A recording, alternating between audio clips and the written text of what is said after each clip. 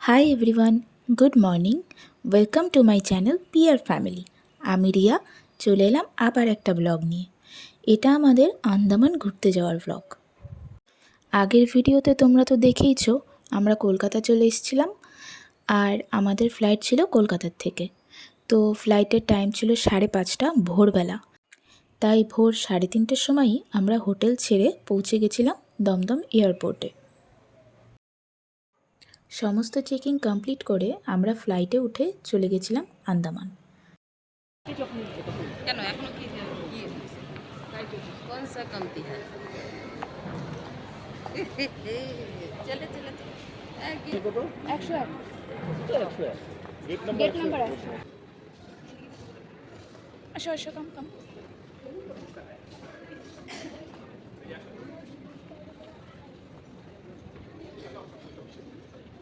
এই যে gate number 101।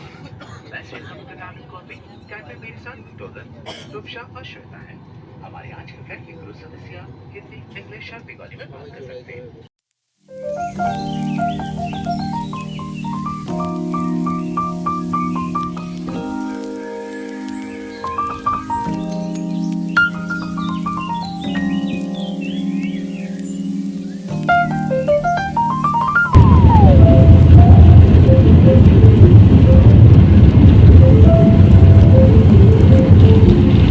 উঠে গেছি,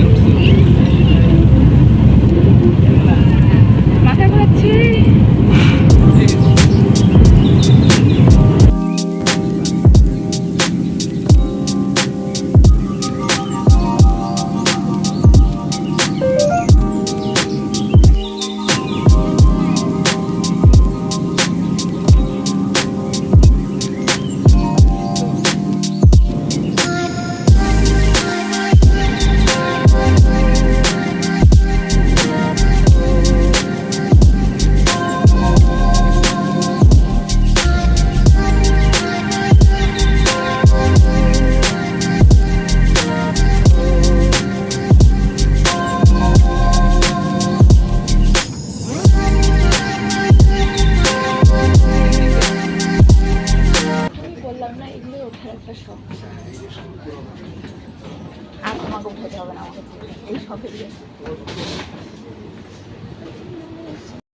প্রায় 2 ঘন্টা পর আমরা পৌঁছে গেছিলাম আন্দামান। এখানে সবাই দাঁড়িয়ে ছিল লাগেজ নেওয়ার জন্য, আর হোটেল থেকে আমাদের গাড়িও চলে এসেছিলো। হোটেলে পৌঁছেই আগে আমরা ব্রেকফাস্ট করে নিয়েছিলাম, যেহেতু আমাদের ভোর 5:30টার ফ্লাইট ছিল আর উঠেছিলাম সেই রাত 3টে, তাই সকাল থেকে কারোরই কিছু খাওয়া হয়নি। প্রথম দিন ব্রেকফাস্টে ছিল লুচি, ঘুগনি আর শ্যামাই, আর ছিল চা। ব্রেকফাস্ট করে চলে গেছিলাম রুমে, আর আমাদের রুম থেকে এটা ছিল ভিউ। হালকা হালকা বৃষ্টি হচ্ছিল আর ভীষণ সুন্দর লাগছিল ভিউটা। প্রথম দিন আমাদের ঘুরতে যাওয়ার কথা ছিল সেলুলার জেল। তো হোটেলে সবাই ফ্রেশ হয়ে বেরিয়েছিলাম সেলুলার জেল দেখার উদ্দেশ্যে। যাওয়ার পথে এই বিচটা পড়েছিল, তাই আমাদের ড্রাইভার দাদা আমাদের এখানে নামিয়ে দিয়েছিল বিচটা দেখার জন্য। কিন্তু বিচটার নাম এই মুহূর্তে আমার একদম খেয়াল নেই।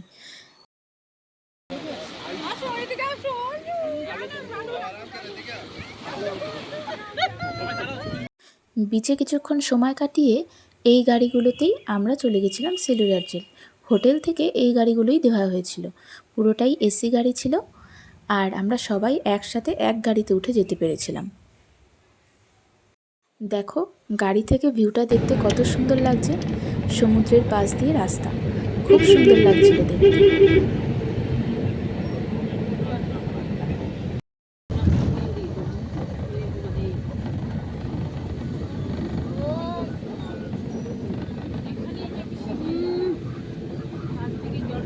ওই জায়গাটা দেখো, ওই যে সাদা সাদা সাদা সাদা।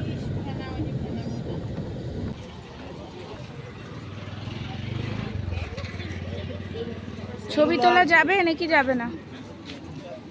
ছবি কি তোলা যাবে নাকি যাবে না? জিজ্ঞাসা করে নাও পুলিশ।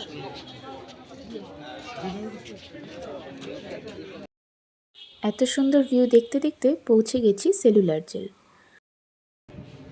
সেলুলার জেলে দুটো গ্যালারি ছিল, আমরা নিজেরাই সেগুলো ঘুরে ঘুরে দেখছিলাম।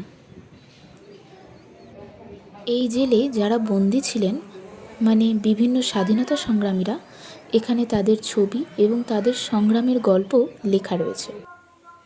সেলুলার জেল তৈরির কাজ শুরু হয়েছিল 1896 সালে এবং এই জেলটি তৈরি হতে সময় লেগেছিল 10 বছর।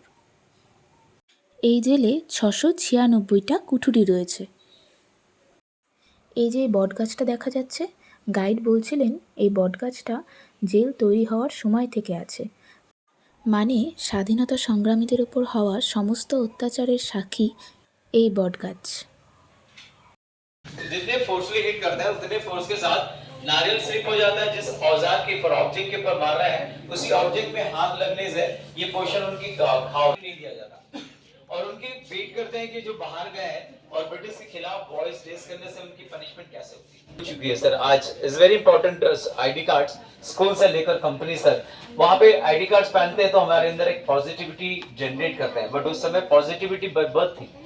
ब्रिटिश बोल रहे हैं कि how the British care about Indian. British बोल रहे हैं कि how strong personalities, how to divert the mind means you just put it something in the neck.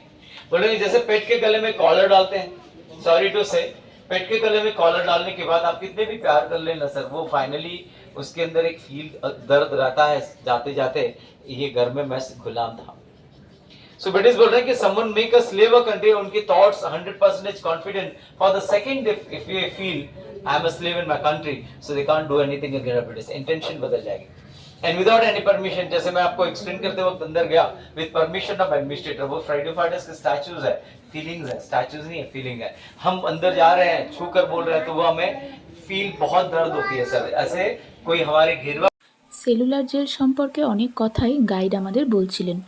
এখানকার ফাঁসি ঘর, ফাঁসি মঞ্চ, বিভিন্ন রকমের তথ্য উনি আমাদের সাথে শেয়ার করছিলেন। বন্দীদের খাবার ছিল নোংরা জল, পচা রুটি, সবজি। এই খাবারের প্রতিবাদে এখানে অনেকেই খাদ্য অনশনও করেছিলেন, কিন্তু তারপর তাদের জোর করে খাওয়ানো হতো এবং এর ফলে এখানে প্রচুর স্বাধীনতা সংগ্রামীরা প্রাণ হারান। দেখো, এবার আমরা চলে এসেছি সেলুলার জেলের ওয়াচ টাওয়ারে। এখান থেকে কত সুন্দর লাগছে ভিউটা। যাও, ওই যে ভিডিও করছি।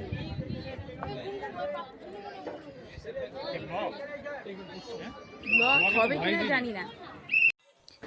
সেলুলার জেলটাকে বাইরে থেকে ঠিক এই রকম লাগে দেখতে। এই জেলে মোট 7টা উইংস আছে, তার মধ্যে 3টে এখন আছে এবং বাকি 4টে এখন হসপিটাল হয়ে গেছে।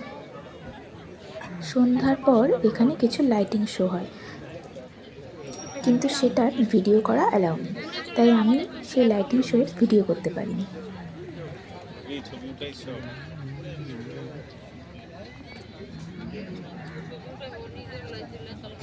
এখানে সবাই বসে আছে সেই লাইটিং শো দেখবে বলে।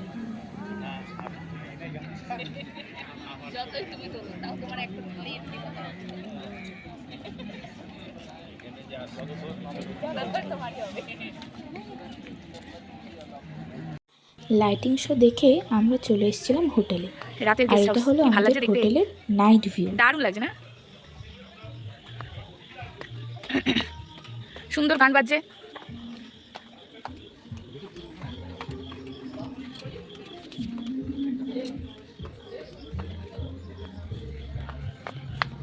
রাতের গেস্ট হাউস খুব সুন্দর লাগছে দেখতে।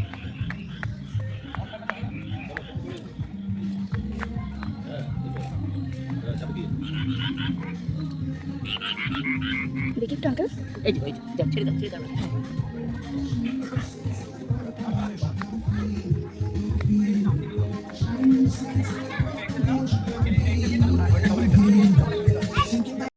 ডিনারে ছিল রুটি, ভাত, চিকেন, ডাল, একটা সবজি, পনির, যারা নিরামিষ খায় তাদের জন্য।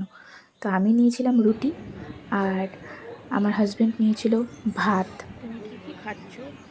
ডিনার দিয়েই আজকের ব্লগটা শেষ করছি।